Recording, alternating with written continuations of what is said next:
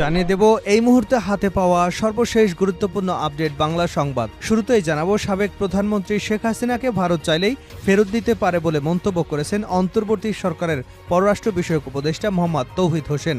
রোববার পররাষ্ট্র মন্ত্রণালয় সাংবাদিকদের এক প্রশ্নের জবাবে এমন মন্তব্য করেন পররাষ্ট্র উপদেষ্টা।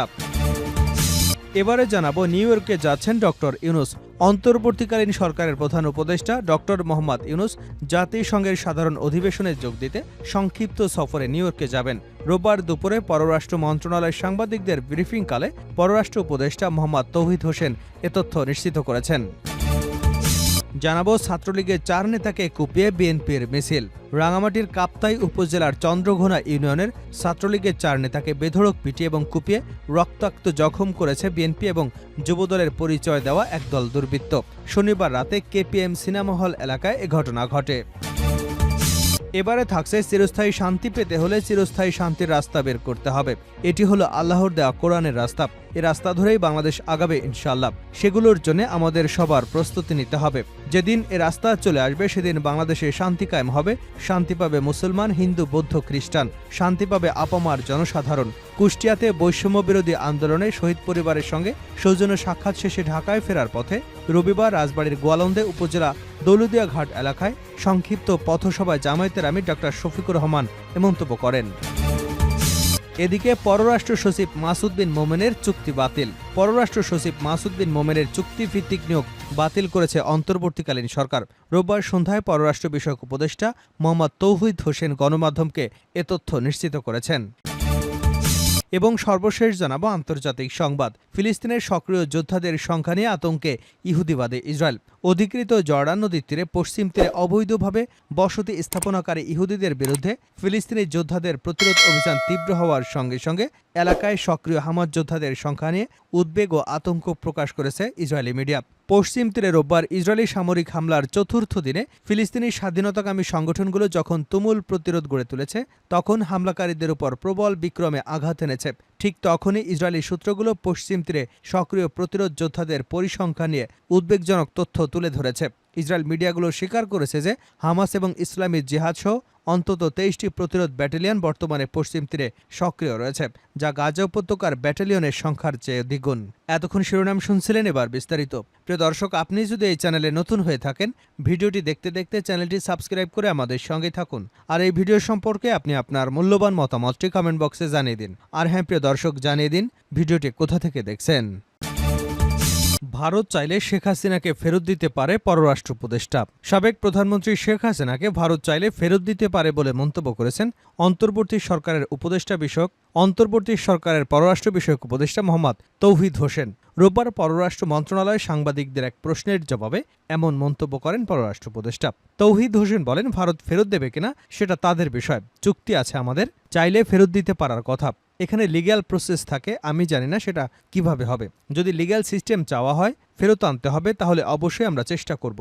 পররাষ্ট্র উপদেষ্টা বলেন, যদি আইন আদালত আমাদের বলে ফেরত আনার জন্য, তখন সে ব্যবস্থা করার চেষ্টা করব। ভারতের শেখ হাসিনার কোন স্ট্যাটাসে থাকছে জানতে চাইলে তৌহিদ হোসেন বলেন, লাল পাসপোর্ট অটোমেটিক্যালি বাতিল হয়ে গেছে। এটা ভারতীয়দের জিজ্ঞাসা করুন কি স্ট্যাটাসে তিনি সেখানে আছেন। বাংলাদেশে ভারতীয় প্রকল্প প্রসঙ্গে তৌহিদ হোসেন বলেন, চলমান প্রকল্পগুলো তো আমাদের শেষ করতে হবে। বাংলাদেশে ভারত বিরোধী মনোভাব তৈরি হয়েছে, সেজন্য ভারতীয়দের মধ্যেও এক ধরনের আতঙ্ক আছে। বিষয়টি নিয়ে পররাষ্ট্র উপদেষ্টা দৃষ্টি আকর্ষণ করা হলে তিনি বলেন, এক ধরনের ভীতির মধ্যে আছেন, সেটি না বলে আতঙ্ক বলি। সেই ভীতি থেকে আশা করি তারা বেরিয়ে আসতে পারবেন। ভারতের সঙ্গে হওয়া বিগত বছরের সবশেষ সময় করা সমঝোতা স্মারক বর্তমান সরকার পুনর্বিবেচনা করবে কিনা জানতে চাইলে তৌহিদ হোসেন বলেন, MOU চূড়ান্ত চুক্তি না, কাজে এখানে আমাদের স্বার্থ সুরক্ষা হয়েছে কিনা সেটি তো আমরা দেখতেই পারি। স্বার্থ রক্ষা করে যা করা দরকার আমরা করব। নিউ ইয়র্কে যাচ্ছেন ডক্টর ইউনূস। অন্তর্বর্তীকালীন সরকারের প্রধান উপদেষ্টা ডক্টর মোহাম্মদ ইউনূস জাতিসংঘের সাধারণ অধিবেশনে যোগ দিতে সংক্ষিপ্ত সফরে নিউ ইয়র্কে যাবেন। রোববার দুপুরে পররাষ্ট্র মন্ত্রণালয় সাংবাদিকদের ব্রিফিংকালে পররাষ্ট্র উপদেষ্টা মোহাম্মদ তৌহিদ হোসেন এ তথ্য জানিয়েছেন। জাতিসংঘের সাধারণ অধিবেশনে প্রধান উপদেষ্টা যাচ্ছেন কিনা এমন প্রশ্নে তিনি বলেন, প্রধান উপদেষ্টা জাতিসংঘের সাধারণ অধিবেশনে যাচ্ছেন সেটার সিদ্ধান্ত হয়েছে।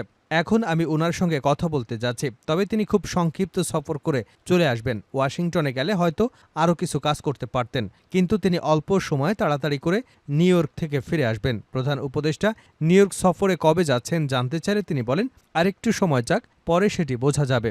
সেখানে কার কার সঙ্গে বৈঠক হবে এই প্রশ্নের জবাবে তৌহিদ হোসেন বলেন, এটা তো গেলেই হবে, কিছু কিছু কথাবার্তা হচ্ছে, কিছু বৈঠক হবে এটুকু বলতে পারি, তবে স্পেসিফিক বলতে পারি না। সব ক্ষেত্রে সব হেড অব স্টেট যান এমনটা তো নয়। নিউ ইয়র্কে যে ফরম্যাট সেভাবেই হবে, ওয়াশিংটনে তো তিনি যাবেন না। ছাত্রলীগের 4 নেতাকে কুপিয়ে বিএনপির মিছিল। রাঙামাটির কাপ্তাই উপজেলার চন্দ্রঘোনা ইউনিয়নের ছাত্রলীগের 4 নেতাকে বেধড়ক পিটিয়ে এবং কুপিয়ে রক্তাক্ত জখম করেছেন বিএনপি ও যুবদলের পরিচয় দেওয়া একদল দুর্বৃত্ত। শনিবার রাতে কেপিএম সিনেমা হল এলাকায় ঘটনা ঘটে।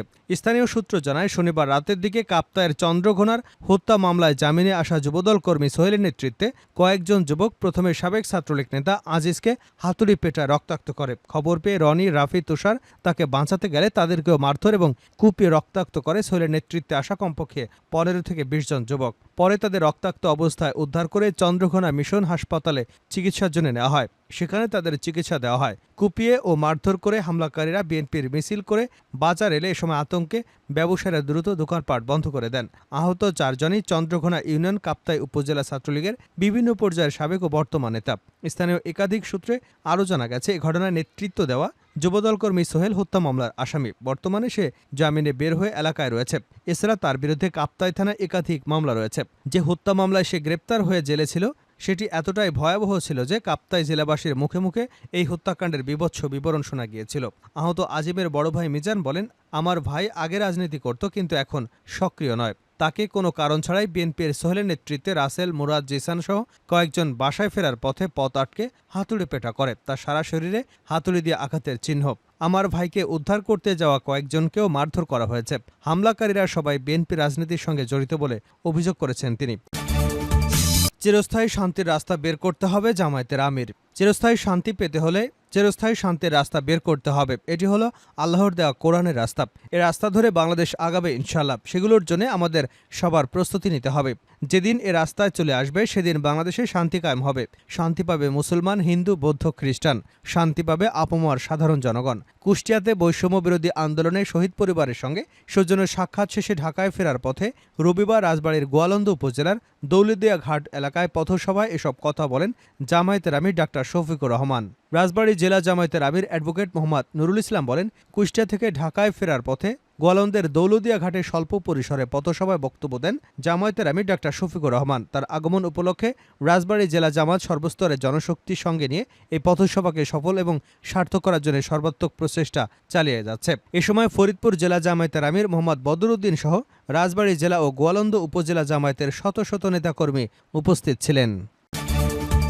শেষ করছে আন্তর্জাতিক সংবাদ দিয়ে। ফিলিস্তিনের সক্রিয় যোদ্ধাদের সংখ্যা নিয়ে আতঙ্কে ইহুদিবাদী ইসরায়েল। অধিকৃত জর্ডান নদীর পশ্চিম তীরে অবৈধ বসতি স্থাপনকারী ইহুদিদের বিরুদ্ধে ফিলিস্তিনি যোদ্ধাদের প্রতিরোধ অভিযান তীব্র হবার সঙ্গে সঙ্গে এই এলাকায় সক্রিয় হামাস যোদ্ধাদের সংখ্যা নিয়েও উদ্বেগ ও আতঙ্ক প্রকাশ করেছে ইসরায়েলি মিডিয়া। পশ্চিম তীরে রোববার ইসরায়েলি সামরিক হামলায় চতুর্থ দিনে ফিলিস্তিনি স্বাধীনতাকামী সংগঠনগুলো যখন জুলুম প্রতিরোধ গড়ে তুলেছে এবং হামলাকারীদের উপর প্রবল বিক্রমে আঘাত হেনেছে, ঠিক তখনই ইসরায়েলি ভূখণ্ডগুলো পশ্চিম তীরে সক্রিয় প্রতিরোধ যোদ্ধাদের পরিসংখ্যান নিয়ে উদ্বেগজনক তথ্য তুলে ধরেছে। ইসরায়েলি মিডিয়াগুলো স্বীকার করেছে যে হামাস ও ইসরায়েলি জিহাদ সহ অন্তত 23টি প্রতিরোধ ব্যাটালিয়ন বর্তমানে পশ্চিম তীরে সক্রিয় রয়েছে, যা গাজা উপত্যকার ব্যাটালিয়নের সংখ্যার দ্বিগুণ। একই সময় আল আকসা শহীদ ব্যাটালিয়ন, আল কুদস ব্যাটালিয়ন, জেনিনে আল মুজাহিদিন ব্যাটালিয়ন ঘোষণা দিয়েছে যে তারা চলমান সংঘাতময় পরিস্থিতিতে বিভিন্ন ফ্রন্টে ইসরায়েলি আগ্রাসী বাহিনীর বিরুদ্ধে লড়াই করছে। তারা বন্দুক ও বিস্ফোরক দিয়ে ইসরায়েলি বাহিনীকে লক্ষ্য করে হামলা, পাল্টা হামলা এবং আক্রমণ শানাচ্ছে এবং তুমুল প্রতিরোধ গড়ে তুলেছে। এছাড়াও স্থানীয় মিডিয়াগুলো জেনিনের পশ্চিমে অবস্থিত বার্কিন শহরে দখলদার ইসরায়েলি সেনাবাহিনী এবং ফিলিস্তিনি প্রতিরোধ যোদ্ধাদের মধ্যে তীব্র সংঘর্ষের খবর দিয়েছে। ইসরায়েলি সেনাবাহিনী গত সপ্তাহে অধিকৃত পশ্চিম তীরের উত্তরাঞ্চলীয় এলাকাগুলোতে তাদের ব্যাপক অভিযান শুরু করার ঘোষণা দিয়েছে। এসব অভিযানে বহু সংখ্যক ফিলিস্তিনি নিহত এবং আহত হন। এসব এলাকার অবকাঠামোগত কিছু স্থাপনা দখলদার শাসক গোষ্ঠীর সৈন্যরা ধ্বংস করে দিয়েছে।